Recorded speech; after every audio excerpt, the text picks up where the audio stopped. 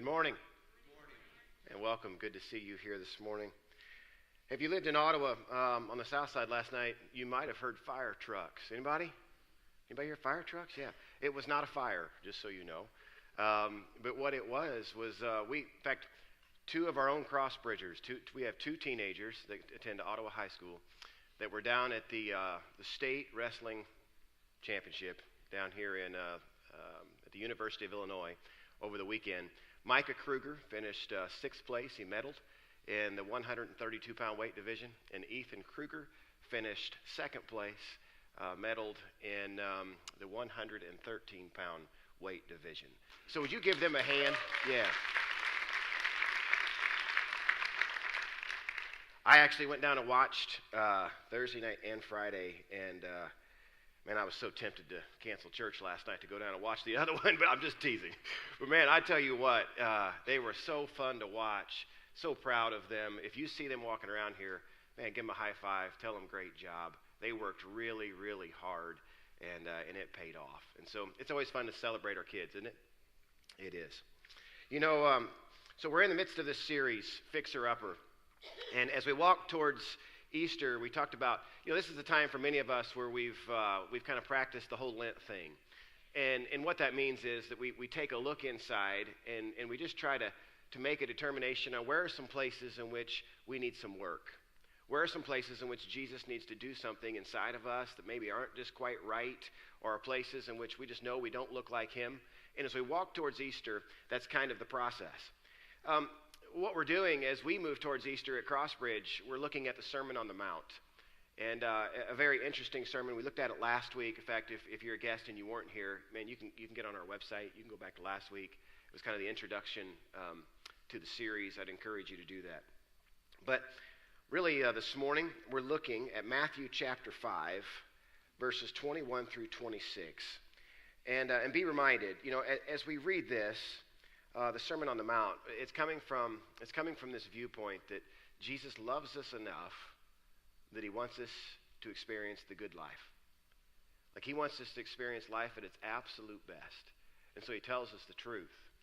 And as I said last week, the Sermon on the Mount is a really tough sermon. He says some really difficult things, some hard things that cause us to kind of take an inventory. And I'll tell you, that was my prayer for this series, that we would take an inventory. That we talked last week about giving Jesus the key, that he could take a look at our hearts, that he could literally remodel us from the inside out, that he could walk around and see exactly what needed work, and we'd be willing to listen. So let's take a look. Matthew chapter 5, verse 21. You've heard that our ancestors were told, you must not murder. If you commit murder, you're subject to judgment. But I say, even if you're angry with someone, you're subject to judgment.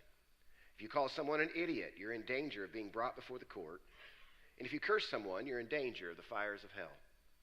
So if you're presenting a sacrifice at the altar in the temple and you suddenly remember that someone has something against you, leave your sacrifice there at the altar. Go and be reconciled to that person. Then come and offer your sacrifice to God. When you're on the way to the court with your adversary, settle your differences quickly. Otherwise, your accuser may hand you over to the judge, who will hand you over to an officer. You'll be thrown into prison. And if that happens, you surely won't be free again until you've paid the last penny. Father, thank you again for today. I thank you that you are the one who can fix us, who desires to do a work within us. But Lord, even when we feel a mess, we recognize that when you live in us, that you are making us beautiful. God, we offer you the key today to this house, to our heart, in a way in which we say, take a look within us and help us to address the things that need to be addressed. Pray that you'd help me as I do my best to communicate. I pray that people will not hear my words today, but will hear yours. In Jesus' name, amen.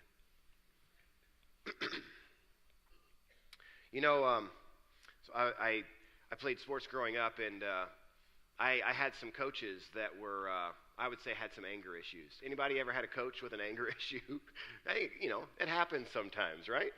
And so I remember I was on this baseball team, and this coach, he was pretty fiery. That's to put it lightly. And it was after a game, we'd played terrible, And I was in the dugout, and I was actually one of the youngest on the team. I was a freshman at the time, and I was sitting with these older kids, and really, I didn't do anything. I just sat the bench the whole game. And we were just getting it. He was letting us have it. And he was in there, and he took the bat, and he swung it, and he beat it on the concrete floor in that dugout. And it scared us all half to death. And then he just lit into us. And his words, they were taking the paint off the wall, if you know what I mean. And he was saying things that, would make anybody blush. And at the end of the rant, he just took out of the dugout. And he walked down the line of the fence like he was kind of pacing, like I guess trying to figure out, how to contain all this. And he walked down the line of the fence, and he came back, and he came in, and I thought we were going to get round two. Like, it was still, it was all over him. He was bright red. And he walked in, and he said, "Go. Get out." And so everybody started to get out, and he said, "Kevin, stay."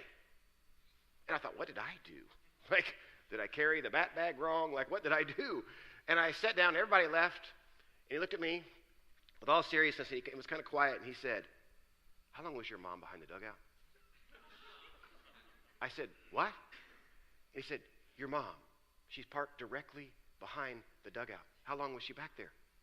I said, "I don't have any idea." And he said, "Will you apologize for me?" and I said, "Sure." And I left. And I look back at that. It was so funny now, right?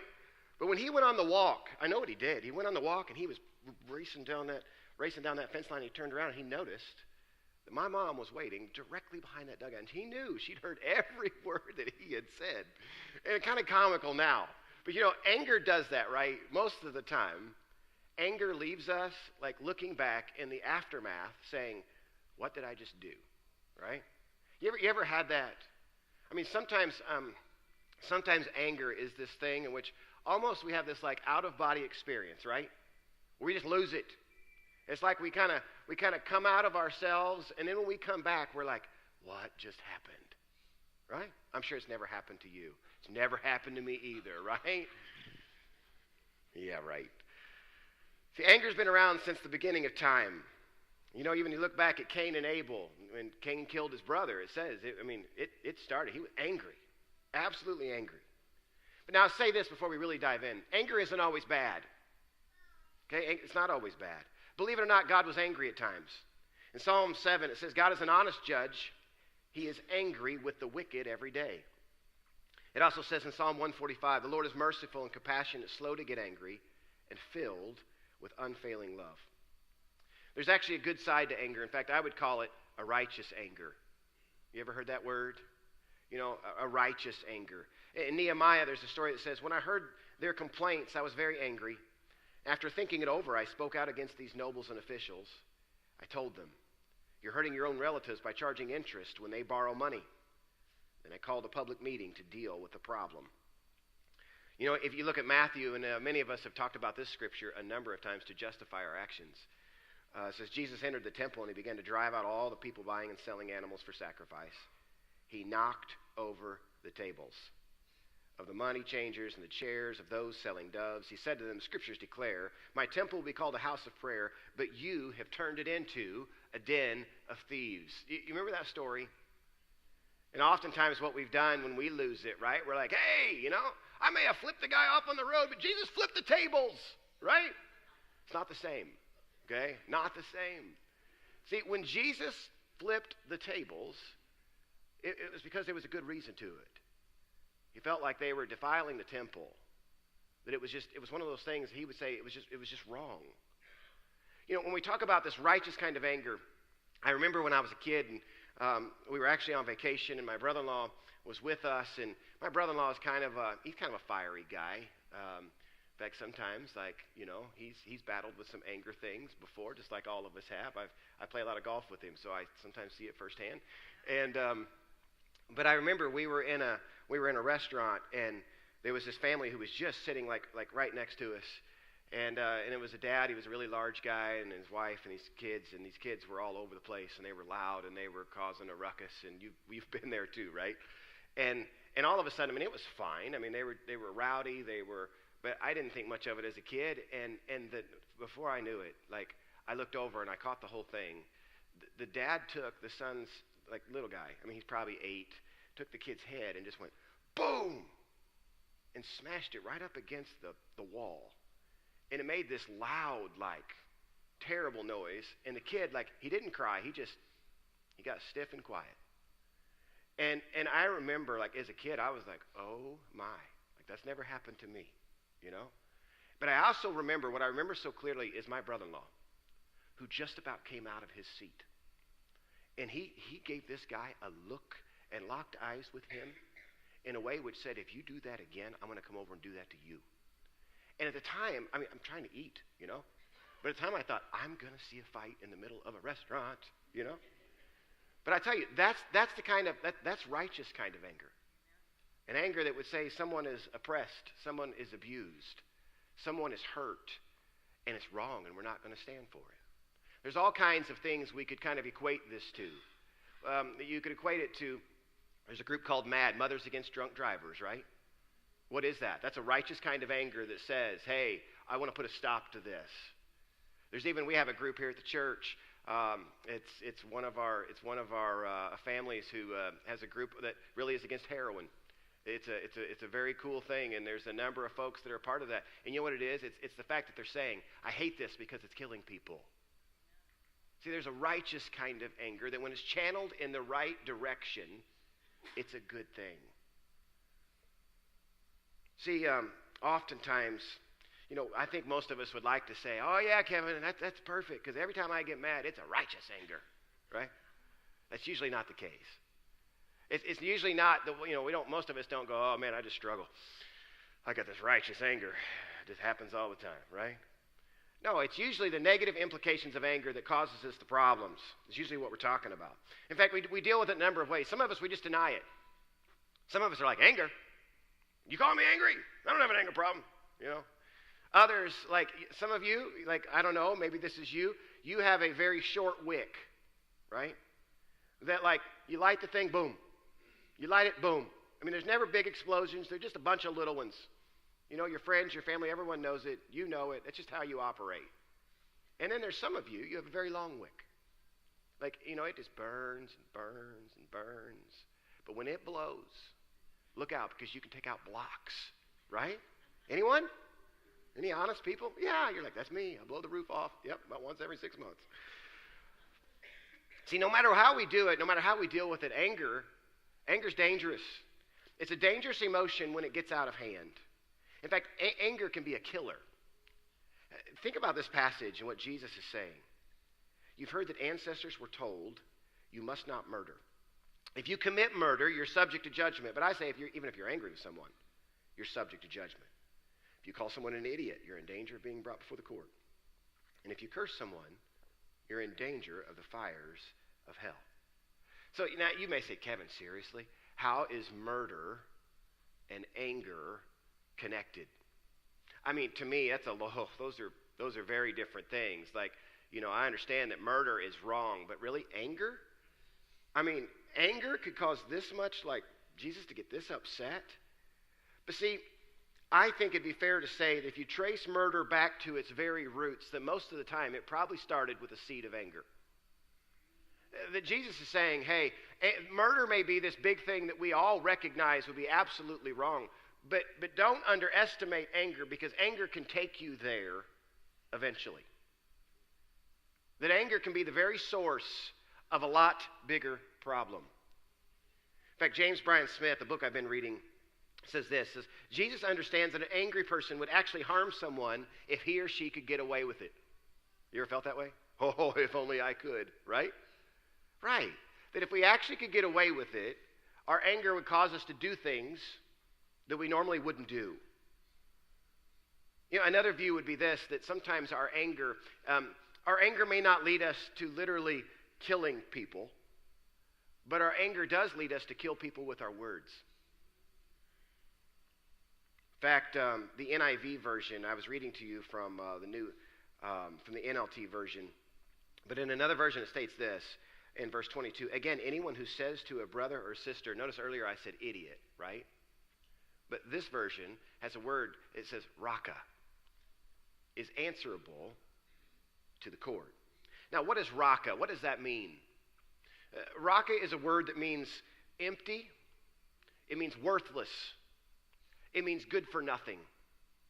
In fact, it was derived from this word, the root meaning that meant to spit. Okay? Can you picture that? So what we're seeing here, when we recognize, and I tell my kids this often. In fact, I just told my daughter this like a week ago. There's a passage in the Bible that talks about that every one of us are fearfully and wonderfully made. That's what God says about us, his creation. I told her, I said, hey, you are fearfully and wonderfully made. She looked at me like, yeah, right. But I'm going to tell her over and over because she is. And I'd say this. See, when we recognize that every person is fearfully and wonderfully made, that they're his, and then we look at them and call them worthless, good for nothing, and we literally, like, picture this. It's almost like spitting on his creation. That's why it makes him mad.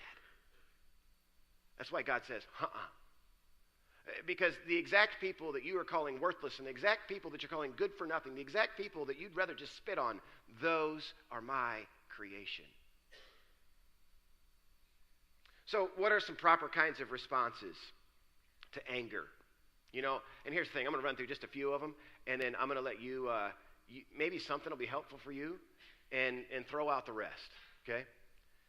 The first one will be this. I think when it comes to anger, especially in the church, with Christian folks, I think we just need to own it.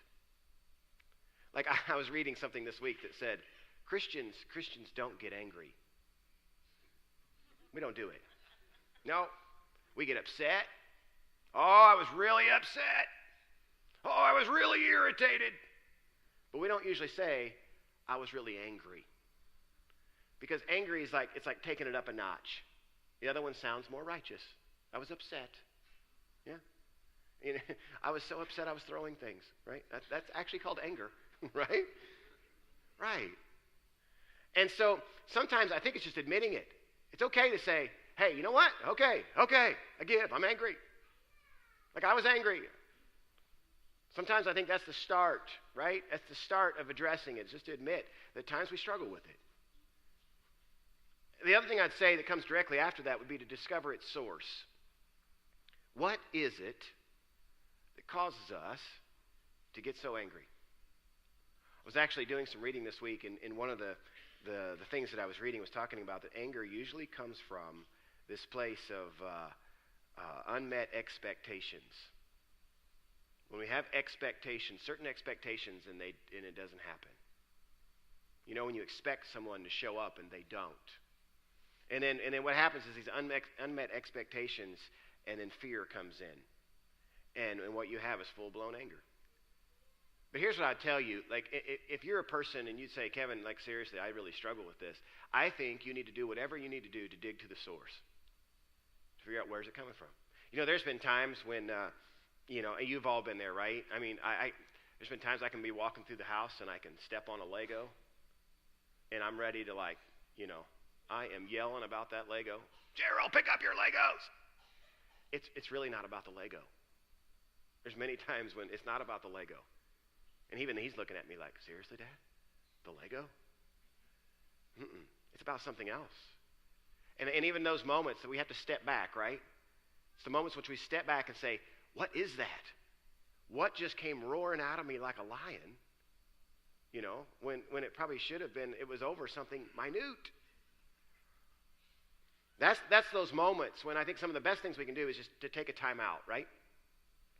To take a time out, to step back. Oftentimes in the midst of anger, that's the best thing we can do. James 1:19-20 says, understand this, my dear brothers and sisters. You must all be quick to listen, slow to speak, and slow to become angry. You know, that's a really hard verse. Because I don't know about you, but anger usually doesn't, like, come slowly.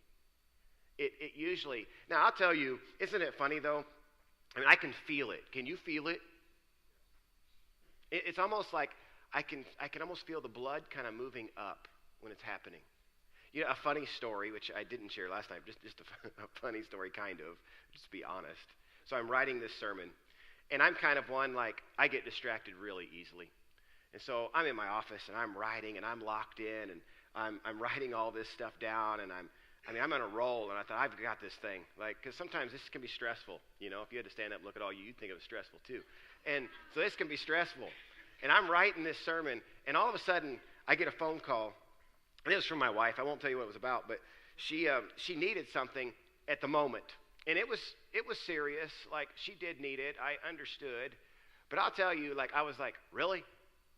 Like, now? And she was kind of in a tough spot, and she needed some help. So I was like, okay. So I hung the phone up, you know, and put my cell phone away, and I went out, and I got in the car, and I'm driving home to get what she needed, to take it where she was. And inside, I feel it. Mm-hmm. And inside, I was like, seriously? Why couldn't she have figured this out another way? Like, doesn't she know I'm in the middle of writing a sermon? She's going to throw the whole week off. Like, that's going to throw the whole thing off. And all of a sudden, I'm telling you, I'm driving across the south side, and the Lord said, really? Aren't you preaching on anger? You know? And I had to practice some of these things myself, you know? Like, one of the things it says, count to 10, right? I read that. Count to 10 when you're angry. If you're really angry, count to 100. If you need to go to 500, go to 500. Some of us need it. But it is interesting how it works. I mean, you can feel it coming. The other thing I'd say is quit stuffing it, right? Quit stuffing it. When you're on the way to the court with your adversary, settle your differences quickly. That's what it says. Settle your differences quickly. Don't let them linger.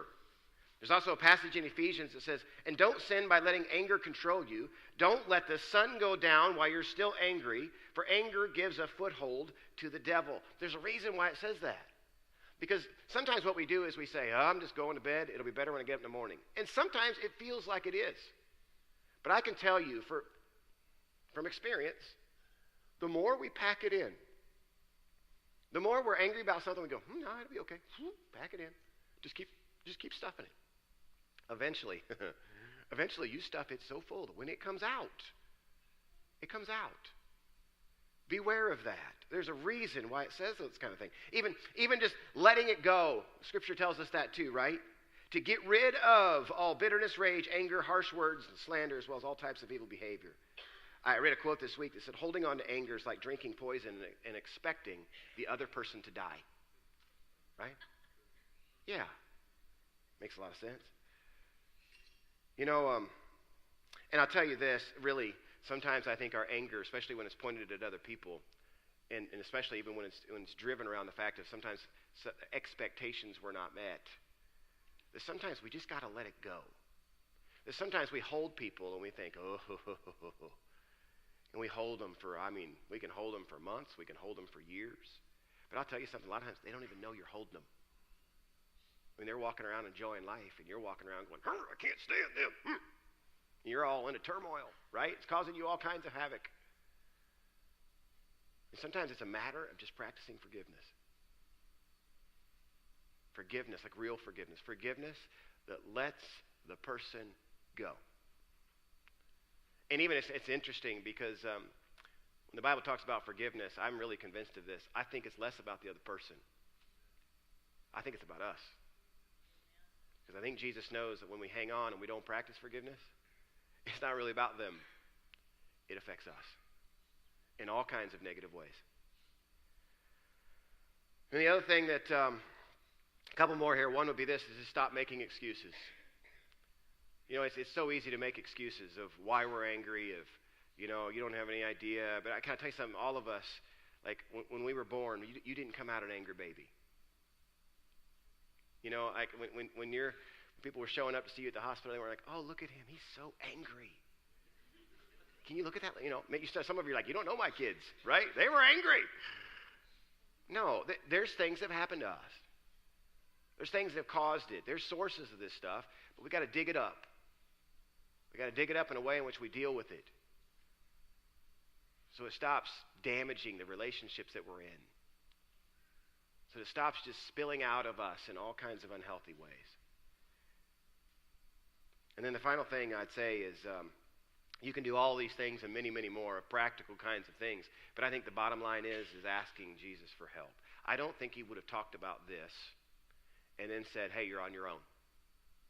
You know, hey, here's this deal with anger. Man, full blown, it can cause all kinds of havoc in your life.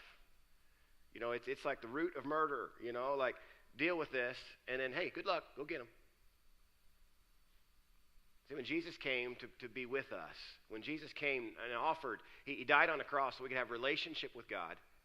It was so that he could walk with us and work on things like this, that he could help us along the way. See, I think the big picture is this. God cares about you, and he cares about how anger works in you and how it affects the relationships around you. You know, even one of the things that I think is interesting is anger is contagious. When you think about the people you have influence with, when I think about the people I have influence with, anger is always contagious. There's a verse that actually says it. It says, a gentle answer deflects anger, but harsh words make tempers flare. You ever notice that when you're in a heated discussion, right?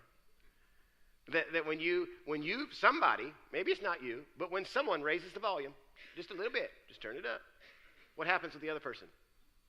Turn it up, right? And then what happens to the other person? Turn it. Next thing you know, like, man, it is on, right? It's what we do. See, relationships matter. In fact, in the midst of this passage, it was something that I really thought was interesting and very, very challenging. We're not going to practice this today, so don't sweat it. But it says this. So if you're presenting a sacrifice at the altar in the temple and you suddenly remember that someone has something against you, leave your sacrifice there at the altar.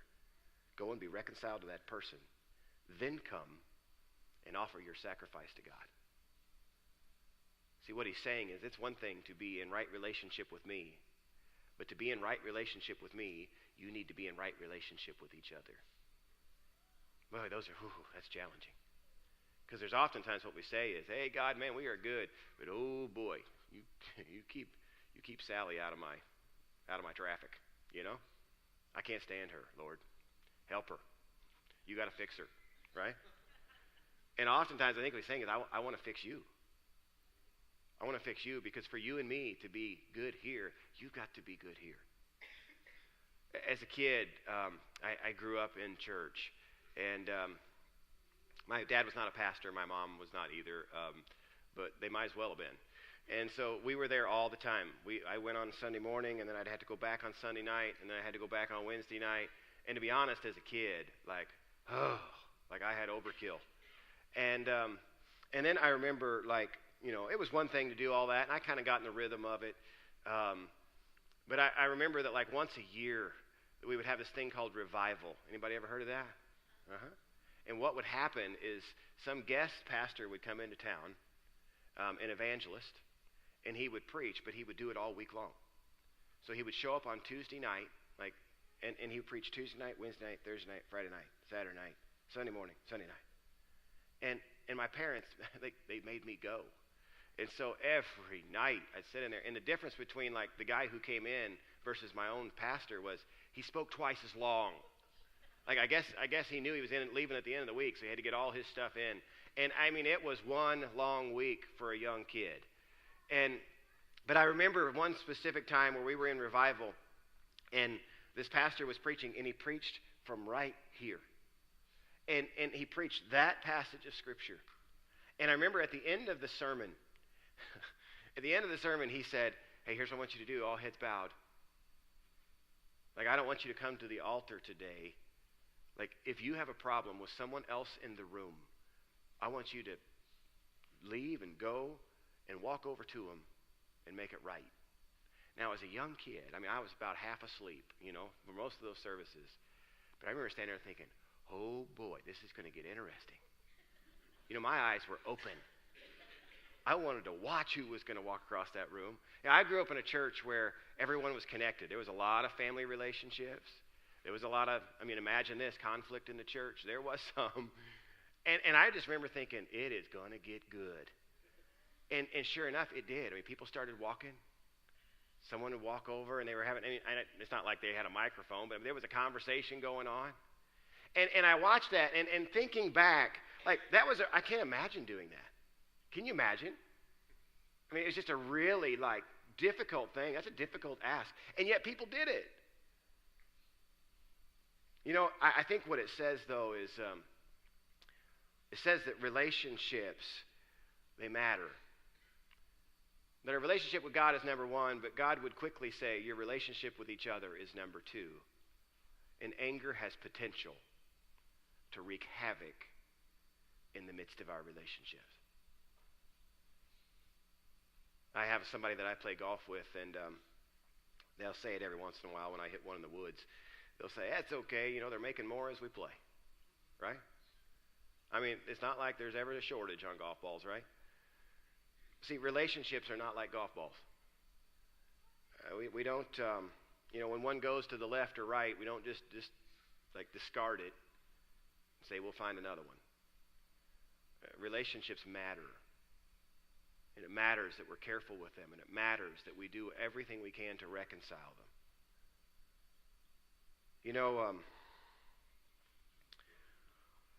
When I think of anger, I hope what you've heard today, this is not a message in which I'm just trying to say, man, here's 6 things for you to do to make life better.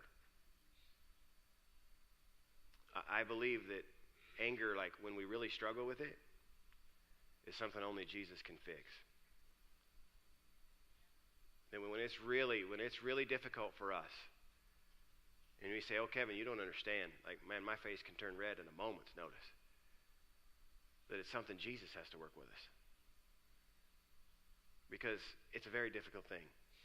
But I'll tell you what, he doesn't want to work with you because he's just trying to be difficult on you, or he's trying to say, "Hey, you know what, like, I'm going to make you perfect." Like, that's not it. He cares about this because he knows it leads to bigger problems for you, and he wants you to live the absolute best life. He wants the best for you. Would you bow your heads with me?